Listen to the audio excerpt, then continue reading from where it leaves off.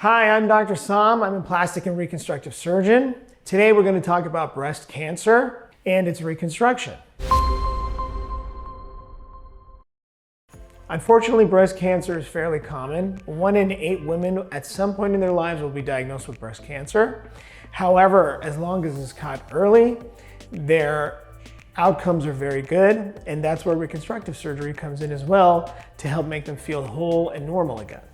Most patients can undergo either lumpectomy or mastectomy. Lumpectomy, we can still do some form of reconstruction where we can help match the opposite side of the breast to the shape of the breast if they look different. However, the more common type is when someone undergoes a full mastectomy, removal of the entire breast. And that's where we have various types of reconstruction that we can do. The most common form of reconstruction is implant-based reconstruction. You guys can see some of our implants here.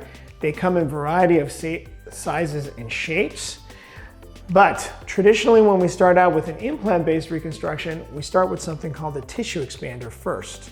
That's what they look like. There is a port built into these, so they go in flat to let the breast skin heal, because we're cutting out the majority of the blood supply when a mastectomy occurs, and that skin can be traumatized. So we go in flat, and then once the skin is healed from that initial surgery, as an outpatient setting, once or twice weekly, a patient will come in and we'll expand this till it reaches the size that they're happy with. Once that happens, then in a simple outpatient 1 hour or less surgery, this guy comes out and the permanent implant goes in and they get the shape and size of a breast. Now, it's often common for us to do minor other touch-up surgeries after this. The most common is we'll take fat from the tummy, we'll do liposuction, remove some of that fat, and we come in and fill in some of the contour deformities that are missing.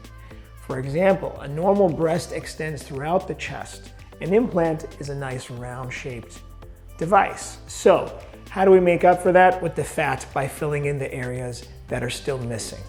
That's the most common form of reconstruction.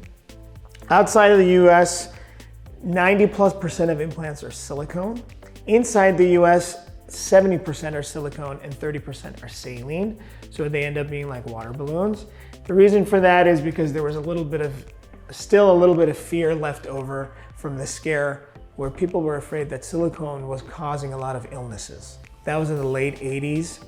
There was extensive studies done, the implants were taken off the market, and then they made sure that there was not such an association. So now we have them back.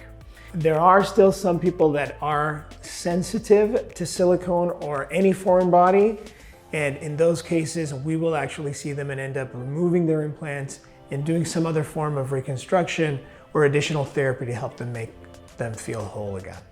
I'm Dr. Som. Please feel free to contact us if you have any questions. We're here for you.